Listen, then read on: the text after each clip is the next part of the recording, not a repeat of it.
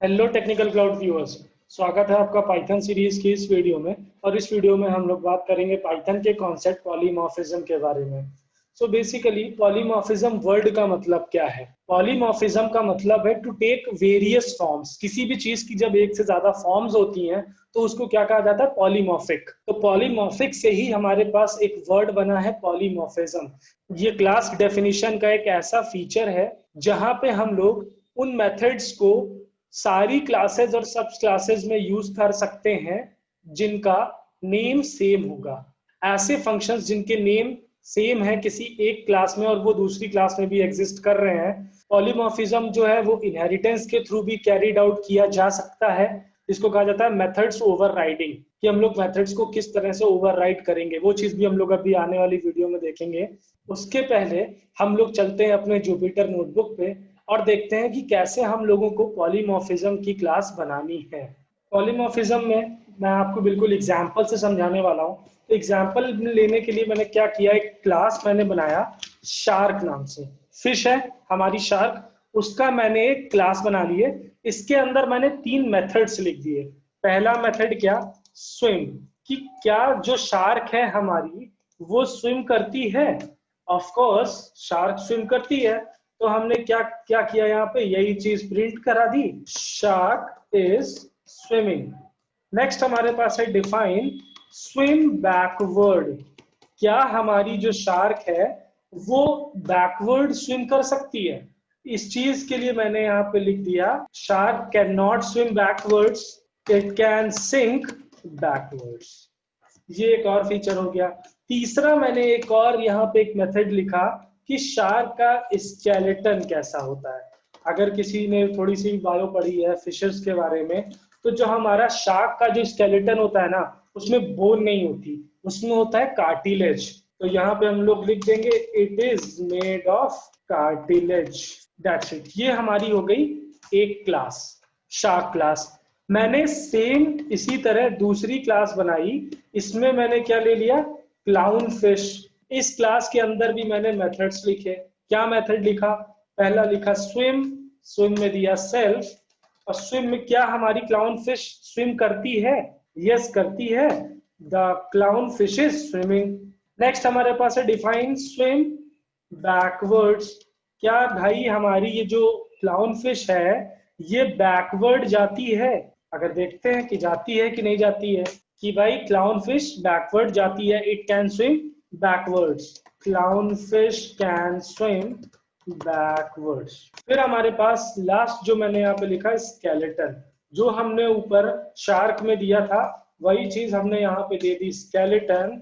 और हमारा जो क्लाउन फिश का जो स्केलेटन होता है वो किस चीज से बना होता है?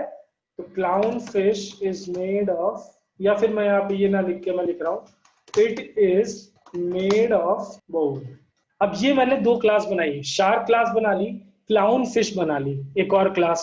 तो अब आप देखेंगे दोनों क्लास में जो अंदर मेथड लिखे हैं, जो फंक्शन लिखे हैं, उनका नाम सेम है। शार्क के अंदर भी स्विम नाम का फंक्शन है, क्लाउन फिश के अंदर भी स्विम नाम का फंक्शन है। क्लास शार्क के अंदर स्केलेटन नाम का फंक्शन है, इसके और क्लाउन फिश के अंदर भी स्केलेटन नाम का फंक्शन है। शार्क के अंदर स्विम बैकवर्ड नाम का फंक्शन है, क्लाउन फिश के अंदर स्विम बैकवर्ड नाम का फंक्शन है। तो ये हमने क्या बना ली, इनको कहा जाता है 2 पॉलीमॉर्फिक क्लासेस। लेकिन हमारे पास इन दोनों का नाम भले ही सेम है लेकिन इनकी फंक्शनैलिटीज दोनों क्लासेस के लिए डिफरेंट है। सबसे पहले मैंने क्या लिखा? सैमी। सैमी नाम से एक मैंने ऑब्जेक्ट बनाया। और ये कौन सी क्लास का ऑब्जेक्ट है? शार्क क्लास का एक ऑब्जेक्ट है। मैंने यहाँ पे लिखा सैमी डॉट स्केलेटन, कि भाई सैमी के अंदर का स्केलेटन क्या है। तो आप देखोगे क्या, it is made of cartilage. यहाँ मैंने लिख दिया Johnny is equals to clown fish. ये मैंने क्लास का एक ऑब्जेक्ट बना लिया। और अब मैंने यहाँ पे लिखा जोनी डॉट स्केलेटन। मैंने इसको जैसे ही एग्जीक्यूट किया तो देखिए it is made up of bone. यही पॉलीमॉर्फिज्म की खासियत है। किन्हीं भी 2 क्लासेस के अंदर हम लोग सेम नाम के मेथड्स लिख सकते हैं बट उनकी फंक्शनैलिटीज जो है वो डिफरेंट हो सकती है। अब बात आती है कैसे हम लोगों को पॉलीमॉर्फिज्म एक फंक्शन में इंप्लीमेंट करना है। तो अब इस चीज के लिए हम लोग क्या करेंगे, यहाँ पे एक हेडिंग डाल रहा हूँ, पॉलीमॉर्फिज्म इन फंक्शन।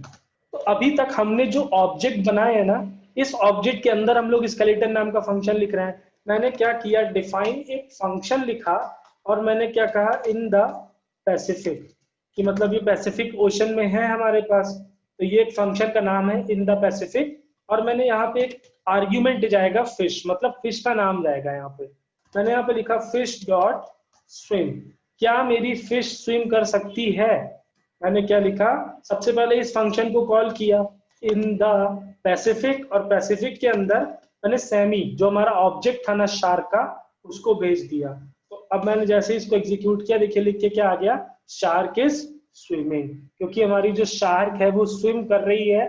जो हमारा सेमी नाम का जो ऑब्जेक्ट है वो शार्क क्लास का ऑब्जेक्ट है, इसलिए जो स्विम नाम का फंक्शन एग्जीक्यूट हुआ वो शार्क क्लास के अंदर का एग्जीक्यूट हुआ।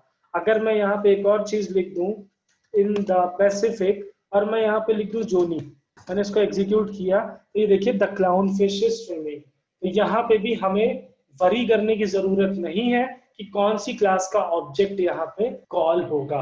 अब बात आती है हमारे पास कि किस तरह से हम लोगों को पॉलीमॉर्फिज्म को इनहेरिटेंस के साथ यूज करना है। मैंने आपको पहले भी बताया हुआ है कि पॉलीमॉर्फिज्म को जब हम लोगों को इनहेरिटेंस के साथ यूज करना है तो हम लोगों को क्या करना पड़ेगा, मेथड ओवरराइड करना पड़ेगा।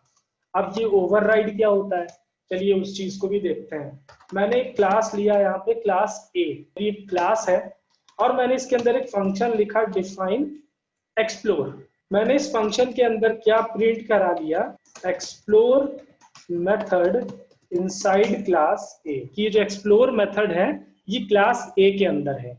ये हमारी हो गई एक क्लास। फिर मैंने दूसरी क्लास बनाई क्लास बी, और इसके अंदर मैंने ए को इनहेरिट किया, एम्प्टी क्लास मैंने रखी फिलहाल के लिए। स्मॉल बी नाम से ऑब्जेक्ट बनाया कैपिटल बी क्लास का। जब मैंने कैपिटल बी क्लास का ऑब्जेक्ट बनाया तो कैपिटल बी हमारी एम्प्टी क्लास है, तो क्या इसके अंदर कुछ मेथड्स होंगे, होंगे। कौन से मेथड्स होंगे, जो ए में है। क्यों, क्योंकि इसने ए को इनहेरिट किया हुआ है। ए के सारे मेथड्स या सारी प्रॉपर्टीज बी के अंदर आ चुकी है हमारे पास, तो एक्सप्लोर नाम का मेथड भी तो आ चुका है। तो चलो इसी चीज को हम लोग देखते हैं। यहाँ पे मैंने लिखा बी डॉट एक्सप्लोर, देखो जैसे इसने क्या कहा, एक्सप्लोर मेथड इनसाइड क्लास ए। एक्सप्लोर जो मेथड था वो ए का हमारे पास आ गया बी में। लेकिन कभी कभी ऐसा होता है, पेरेंट क्लास में जो फीचर्स होते हैं या जो मेथड्स होते हैं वो एग्जैक्टली फिट नहीं बैठते केस के अकॉर्डिंग हमारी चाइल्ड क्लास में। किसी आप पर्टिकुलर एक कोड लिख रहे हो, उसमें किसी और चीज की रिक्वायरमेंट है, लेकिन क्लास जो पेरेंट क्लास है उसके अंदर सेम मेथड किसी और चीज के लिए डिफाइन किया गया है, तो वहां पे वो चीज फिट नहीं होती। तो हमें करना क्या है, इस डिफाइन एक्सप्लोर नाम के मेथड को क्लास बी के अंदर हमें दोबारा लिखना पड़ेगा। तो मैंने क्लास बी लिखा, ए को इनहेरिट किया, इनहेरिट करने के बाद मैंने यहाँ पे लिख दिया डिफाइन एक्सप्लोर। हमने एक्सप्लोर मेथड को दोबारा डिफाइन किया क्लास बी के अंदर, और मैंने यहाँ पे क्या प्रिंट कराया, explore method in class B. ये मैंने कर दिया एग्जीक्यूट। मैं b1 नाम से एक ऑब्जेक्ट बना रहा हूँ क्लास b का। अब आप देखो b1 डॉट एक्सप्लोर, मैंने जैसे ही एक्सप्लोर किया इसने देखिए क्या कहा, explore method in class b। अब हमारी जो क्लास इनहेरिट हो रही है क्लास a, इसका एक्सप्लोर मेथड कॉल नहीं होगा। हमने एक्सप्लोर मेथड को दोबारा से चाइल्ड क्लास में डिफाइन किया हुआ है, तो केवल जो चाइल्ड क्लास के अंदर लास्ट में डिफाइन किया हुआ फंक्शन होता है। अगर मान लो मैंने फन नाम से एक फंक्शन लिखा है और दोबारा मैंने फन नाम से दूसरा फंक्शन लिखा, उसके अंदर कुछ लिखा है अलग, तीसरी बार मैंने लिखा फन नाम से, उसके अंदर कुछ अलग लिख दिया, तो ऊपर के दोनों फन से मतलब नहीं होगा। लास्ट में जो फन डिक्लेयर होगा वही मान्य होगा, उसी की वैल्यू होगी, बाकी दोनों से उसको कोई मतलब नहीं है। तुमने पहले कोई भी चीज लिखी हो, I don't care about that. तो यहाँ पे भी सेम चीज है कि अगर तुम ऊपर एक्सप्लोर नाम से, पेरेंट क्लास में एक्सप्लोर नाम से या किसी भी नाम से कोई मेथड है, उससे मतलब नहीं है। अगर वो मेथड दोबारा से चाइल्ड क्लास में लिखा गया है तो वही मेथड एग्जीक्यूट होगा जो चाइल्ड क्लास में लिखा हुआ है। अब अगर मान लो मुझे इसी चाइल्ड क्लास से पेरेंट क्लास का एक्सप्लोर मेथड करना है यूज, तो मैं क्या करूं, मैं अपनी पुरानी वीडियो में बता चुका हूं, सुपर कीवर्ड का यूज करके अगर किसी ने मेरी पुरानी वीडियो नहीं देखी है तो मैं रिक्वेस्ट करूंगा आप मेरे चैनल पे जाएं, वहां पे प्लेलिस्ट के अंदर आपको पाइथन की पूरी सीरीज मिलेगी। आप उन वीडियो को देखें, उन्हें लाइक करें, शेयर करें और मेरे चैनल को सब्सक्राइब भी कीजिए। फिलहाल के लिए मैं यहाँ पे अपने पेरेंट क्लास के एक्सप्लोर मेथड को यूज करना चाहता हूँ। तो मैंने कौन सा कीवर्ड यूज किया, सुपर क्लास का एक्सप्लोर मेथड हमें दिखा दो यहाँ पे। ठीक है, b is equals to capital B class का ऑब्जेक्ट हो गया हमारे पास b डॉट एक्सप्लोर। अब आप देखिए क्या हुआ, सबसे पहले सुपर कीवर्ड वाला यानी A क्लास का मेथड कॉल हुआ, फिर उसके बाद ये हमारा B क्लास का। मैंने यहाँ बनाई क्लास सैंपल नाम से। ठीक, अब सैंपल नाम के अंदर मैंने कंस्ट्रक्टर बना दिया कि क्लास का ऑब्जेक्ट बनाते समय तुम्हें दो ऑब्जेक्ट जरूरी है देना। कौन कौन सा ऑब्जेक्ट देना, पहला है A और B, ये दो वैल्यू तुम मुझे दोगे। तो self dot A is equals to A, self dot B is equals to B, कि सेल्फ के अंदर A नाम का वेरिएबल है, उसमें A के अंदर जो भी वैल्यू है वो रख दो, B नाम का एक वेरिएबल है, फिर B में जो वैल्यू जा रही है उसको B में रख दो। ठीक है, हमारे पास ये हो गया। इसी तरह अगर हमें क्लास के अंदर से कुछ स्ट्रिंग रिप्रेजेंट कराना है या प्रिंट को कराना है, प्रिंट स्टेटमेंट को कराना है एग्जीक्यूट, तो हम लोग क्या करेंगे, डिफाइन करेंगे अंडरस्कोर अंडरस्कोर str फंक्शन को। str फंक्शन में मैंने लिख दिया यहाँ पे s, और मैंने यहाँ पे रिटर्न क्या करा लिया कि भाई ये हमारा जो है str मेथड है, मैंने दो कर्ली ब्रेसेस लगाए, dot format of s dot a comma s dot b। s क्या है हमारा, सेल्फ, सेल्फ की जगह पे हमने लिखा है s। आप सेल्फ लिखो या कुछ भी लिख दो, बात एक है। पहले ब्रैकेट में क्या आ जाएगा, a की वैल्यू आ जाएगी, दूसरे ब्रैकेट में b की वैल्यू आ जाएगी। ये हमने लिख लिया एक str फंक्शन। इसी तरह से हम लोग क्या लिख सकते हैं, ऐड फंक्शन को भी लिख सकते हैं। मैंने बताया ना, ऐड फंक्शन को हम लोग ओवरराइड कर रहे हैं दोबारा से।